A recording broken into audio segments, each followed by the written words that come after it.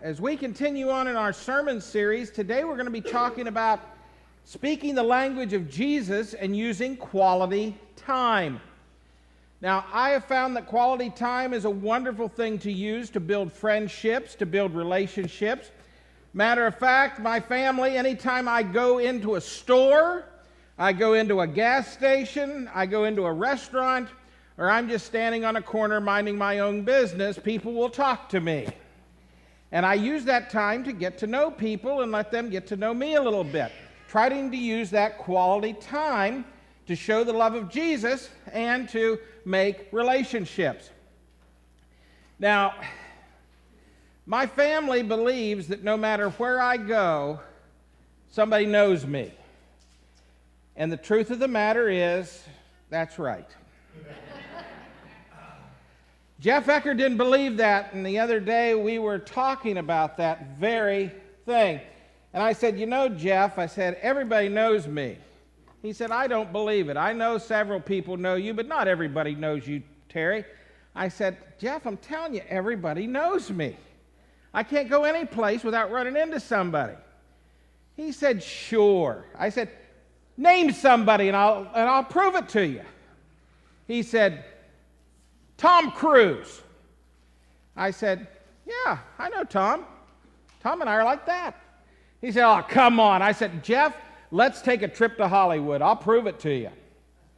So we fly out to Hollywood and we go to his house, and I go to the front gate and I push the button and he goes, Tom Cruise says, who is it? I said, it's Pastor Terry Baker and a friend. He said, Pastor Terry, good to hear your voice. It's been so long. You guys come on in. We're going to have lunch. So we went in and we talked for a while, and Jeff was just dumbfounded. He couldn't believe it. So I walked out. I said, see, I told you. He said, yeah, that's one person. There's billions of people in this world. I said, well, name somebody else. He said, I'll tell you somebody you don't know, and that's Donald Trump. I said, oh, Jeff, I said, Don and I know each other from way back. He said, oh, no, you don't. I said, let's go to Washington. So we went to Washington, D.C., went on a tour of the White House. We go in and we're walking around, and there comes Don walking down the hallway. And he sees me and he goes, Pastor Terry, how you doing? He said, I'm having some coffee. Why don't you and your friend come in? And I go in and we talk for a while and walk out, and Jeff's just shaking his head. I can't believe this. He said, I know somebody you don't know. You cannot know this person. I said, who is it? He said, the Pope. I said, oh, man, Jeff, I know the Pope. I go to a lot of Christian events. I go to a lot of conferences. I know the Pope. So we get in the plane and we fly to the Vatican. We go to Vatican Square and we're standing there with a crowd of people waiting on the Pope to come out. And it's like, I know he's not going to be able to see me down here, so I can't prove to him. So I know some of the guards over there in Vatican City. So I go and I ask them if I can go up and see the Pope. And they let me in, and Jeff's standing down there just watching from a distance. And all of a sudden, it's time for the Pope to come out and speak, and he walks out, and I walk out with him, and people are applauding, and everything. I look around, and I see Jeff and a crowd of people around him, and he's laying on the ground. So I hurry up, and I get down there, and I go, Jeff, what happened? He says, man, I had a heart attack. I couldn't believe this. This is too much for me. I said, Jeff, I said, what happened? He said, well, I was doing all right until you walked out on the podium up there on the balcony with the Pope, and the guy standing next to me said, hey, that's Pastor Terry, but who's that guy with him?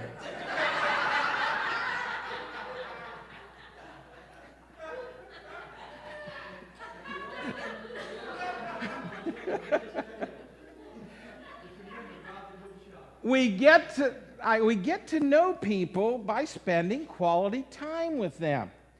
And we get to know God by spending quality time with Him.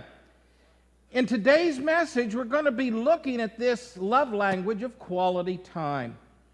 And there are people that express their love greatly by giving time.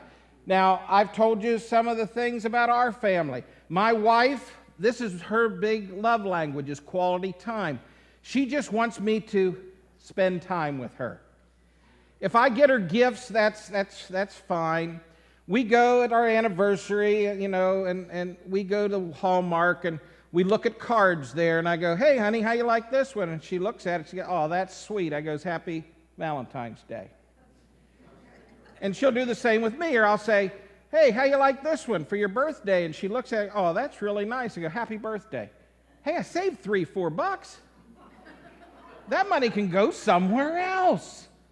So anyway, she doesn't care about that kind of thing. But when she wants me to show love, she wants me to, as she says, I want you to be with me. And I'll sit there in the living room and I'll be watching television, or I'll be reading or playing a video game on my phone. And she'll be on the couch and she'll go, be with me. I said, I'm here. I'm in the same room. What do you want? She wants more than that. She wants quality time. She wants me to focus on her. She wants me to look at her as the center of my universe for that moment of time. That's quality time. That's what she craves. And quality time is something we need to learn to give, because a lot of us don't know how to do that. We cannot focus. We cannot give our full attention.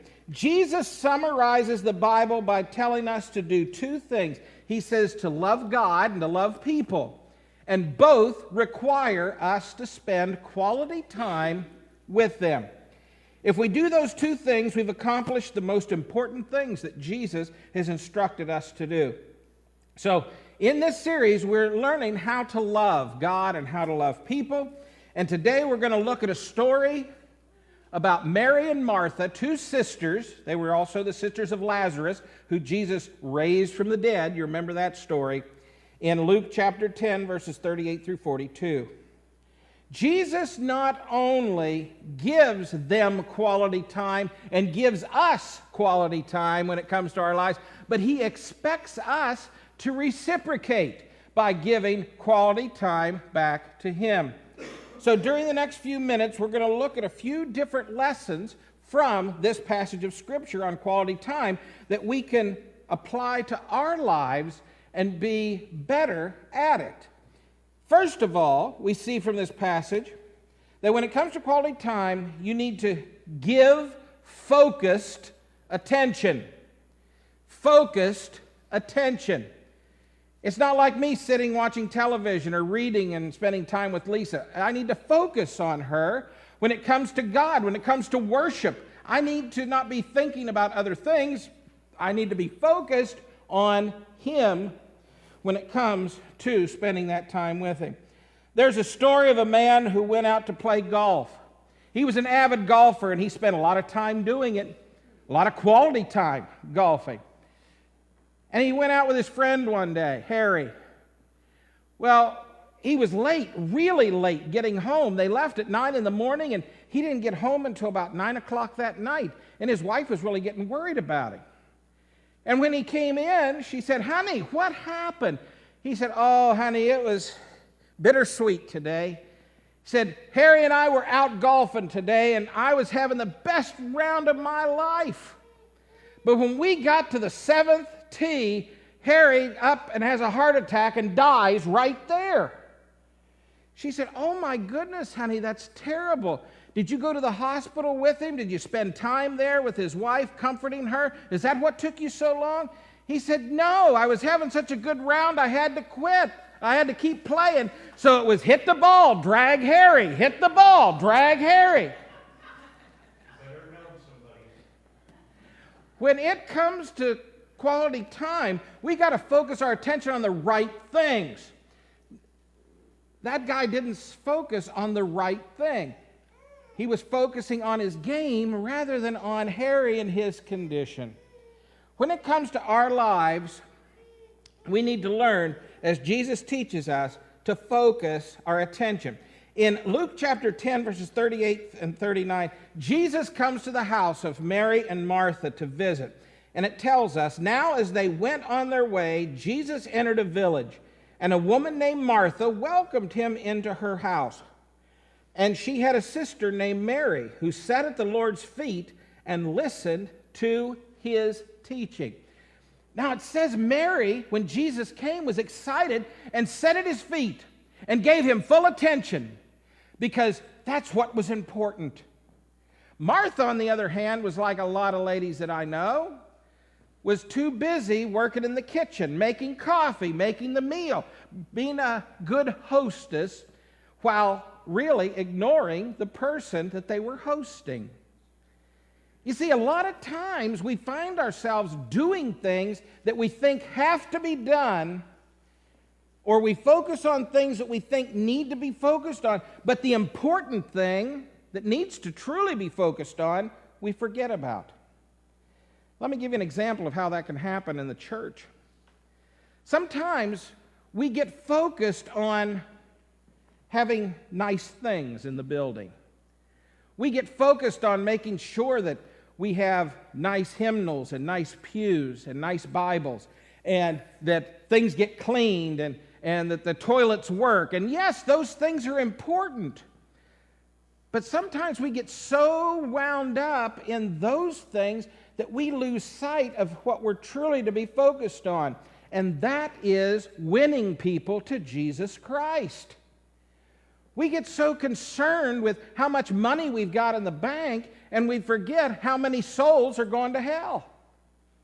We need to be focused, and we need to spend quality time getting into God's Word and spending time with people in order to allow that to be a part of our daily life. Here's a few practical suggestions I have for you today when it comes to giving focused attention, whether it be to your wife, to your parents, to your children, to co-workers, to people you're trying to share the gospel with, or people that are coming to you with their problems, or if it comes to spending time with other Christians and the Lord. First of all, maintain eye contact. That's right, Gracie. Eye contact. Now don't be a creeper about it, okay? But when someone's talking to you, and when you're talking to somebody, look at them. Look at them in the eye. Let them know that you're focused on them. At that moment, they are the center of your universe.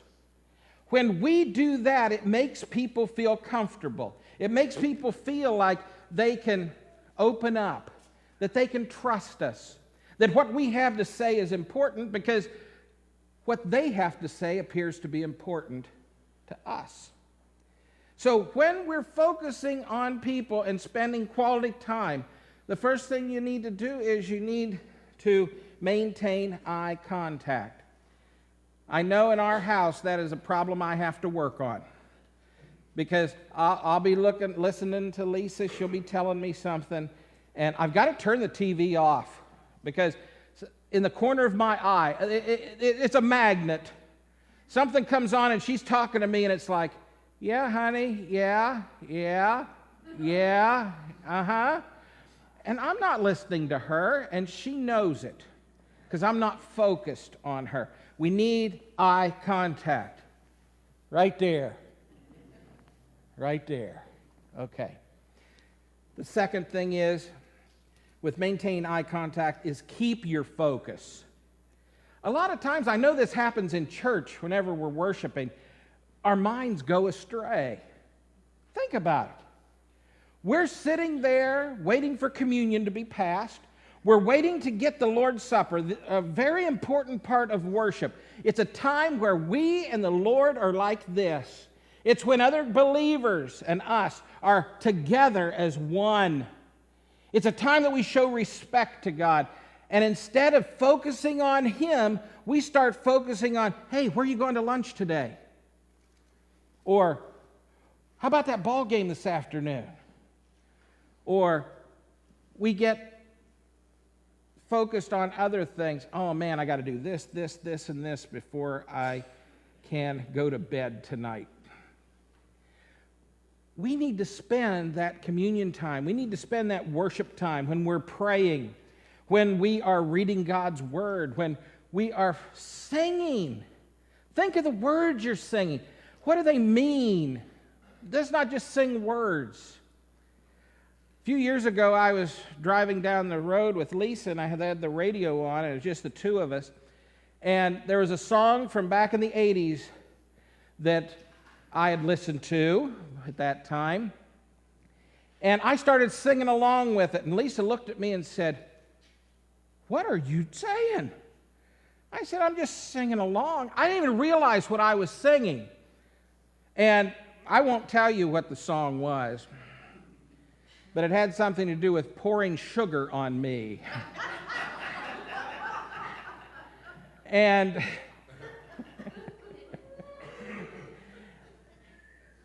sometimes we don't realize what we're saying or what we're singing or what's going through our minds, and we need to learn to keep focused. Third is refuse to interrupt when you're listening to somebody. When someone's telling you something, let them talk.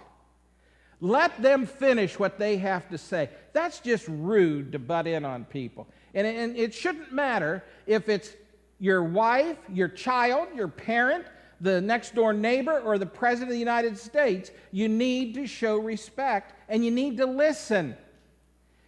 You need to pay attention, because that tells that person that what they're saying means something to you, that that's important. When it comes to our relationship with God, we need to learn to listen. I've talked to people, they've said, "I've prayed for an answer, I've prayed, and God hasn't answered." Maybe He has, but you haven't shut your mouth long enough to listen. You're too busy doing other things. You're looking for the solution on your own, and you're not taking the time to listen. Scripture says, "Be still and know that I am God." We need to listen to people and focus, and then restate what's been said. When someone's speaking, if Frank, for instance, tells me, I'm having a really rough time at work. Some of my co-workers are not doing their job. It's putting more on me. You restate that. You say, "Frank, what I'm hearing is that you're feeling used and abused by your co-workers. They're taking advantage of you." He goes, "Yeah, so? Yeah.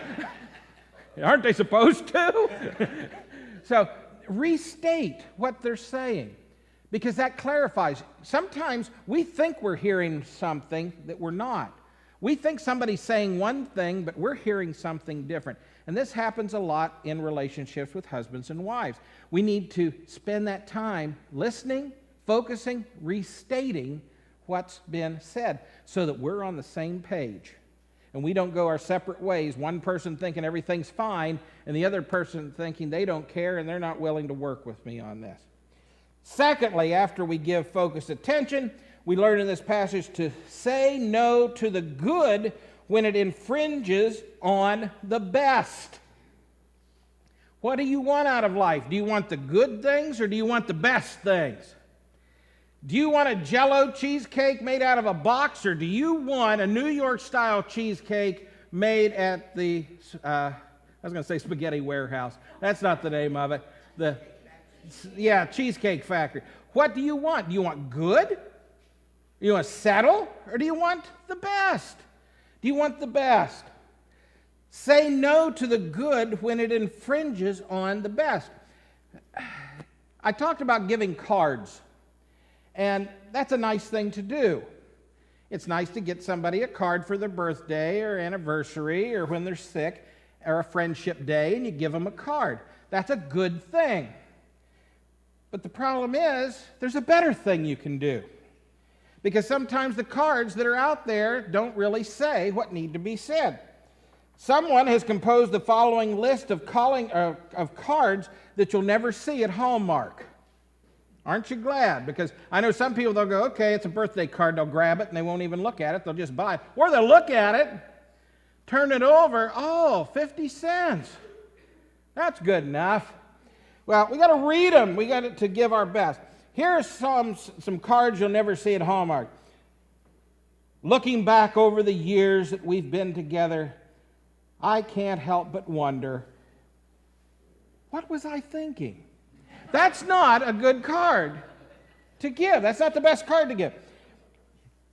The front, I've always wanted to have someone to hold, someone to love. Open it up. After having met you, I've changed my mind. Another card. You look great for your age. Almost lifelike. Front of the card. I'm so miserable without you. It's almost like you're here. When we were together, you always said you'd die for me. Now that we've broken up, keep your promise. You are such a good friend that if we were on a sinking ship and there was only one life jacket, I'd miss you heaps and think of you often. Somehow those cards don't convey Hallmark's advertising slogan, when you care enough to send the very best. We need to learn to pick the best rather than just the good. In Luke chapter 10, verse 40, it says, "But Martha was distracted with much serving. And she went up to him and said, 'Lord, do you not care that my sister has left me to serve alone? Tell her then to help me.'"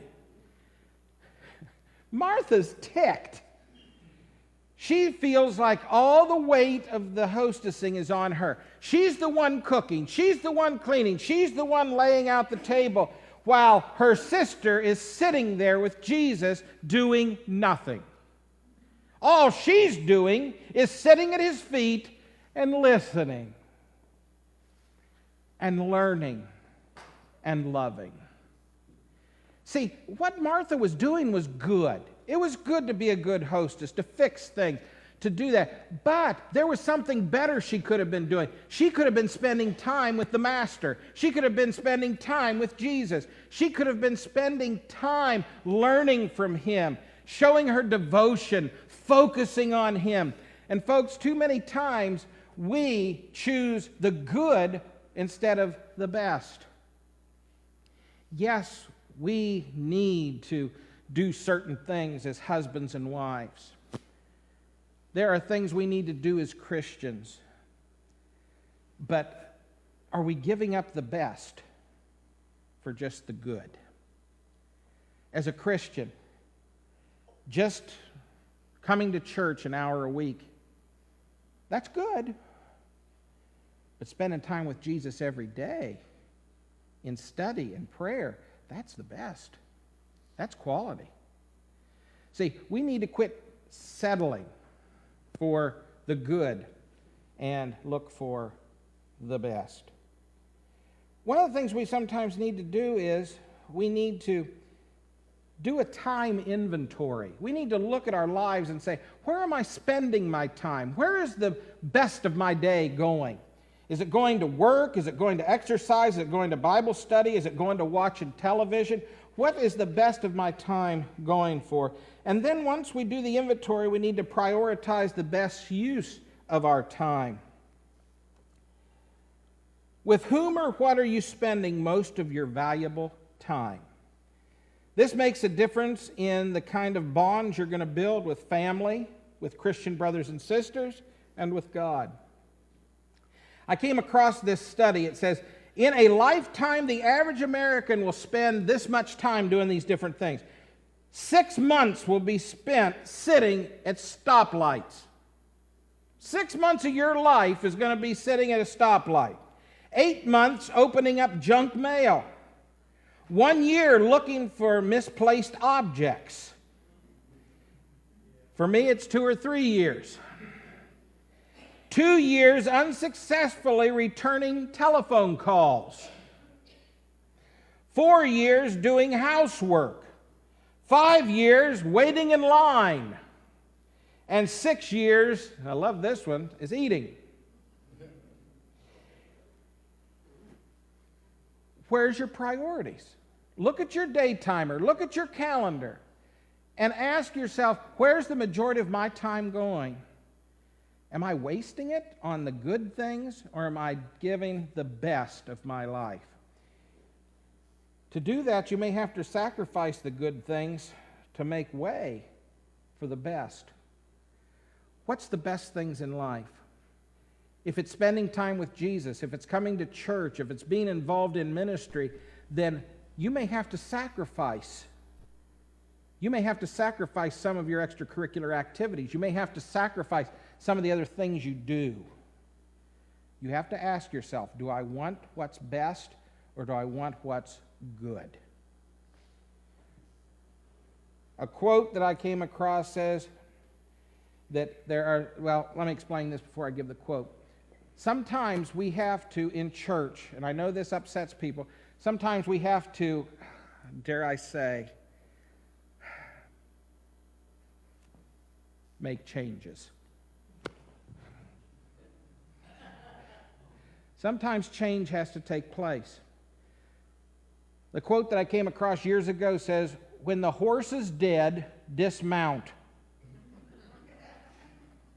There are sometimes programs within the church that are dying and dead, and you need to get off of it. You need to quit and start looking some other way. One of the things that we had here for 15, 16, 17 years, which this past year, the first of this year, I decided I'm dismounting. And that is our Tuesday night service over at the Merriman. Used to be we'd have 10, 12 people show up for that. In the last 2 or 3 years, it's just been Linda and I. Instead of having that, I started a Tuesday night Bible study. I dismounted. Now, there were people that weren't happy with that, but hey, you got to sometimes sacrifice the good for the best. And sometimes we have to do that in our lives. We have to do that in the church. So keep that in mind. Thirdly, we see that we need to be intentional with each moment. With every moment, we need to have an intent, an intention for it. In Luke 10:41 and 42, it says, "But the Lord answered her, 'Martha, Martha, you are anxious and troubled about many things, but one thing is necessary. Mary has chosen the good portion, which will not be taken away from her.'" Martha had great intentions. Martha's intentions were to be a good hostess, to make Jesus feel comfortable, to meet his needs. But what she didn't realize is that this was going to be the last time she's going to get to see him alive. If you knew that it was the last time you were going to see somebody, would you spend time in the kitchen cooking, or would you spend time sitting with them, talking with them, listening to them, cherishing those moments? And that's the way it was here. Mary took the time. She focused on Jesus. She was intentional with what she did. Now, there's a lot of people that have good intentions, but you know what the saying is, that the road to hell is paved with good intentions sometimes? There is somebody in this church that I know has the best intentions all the time when it comes to this church and to its people, and that's Dean Johnson. We laugh about Dean, we joke about Dean, but Dean has a heart of service, and Dean wants to do what is best. I mean, he's always trying to do something more. He's trying to stretch himself. He's trying to do, and a lot of this happened just a few years ago. Dean may not have told you this, but Dean had a near-life experience that changed him. He's adventurous, and he decided one day he was going to go horseback riding. And as he's riding the horse, he's just riding along, and he loses his balance, and he falls off the horse, and he thinks he's going to die. But luckily, his foot got a hold of the stirrup, and it kept him from falling all the way. That's the good news. The bad news is his head kept hitting the ground as the horse kept galloping along. And just as Dean was ready to give up hope, just as Dean was about ready to pass out, the manager at Walmart came out and unplugged the horse.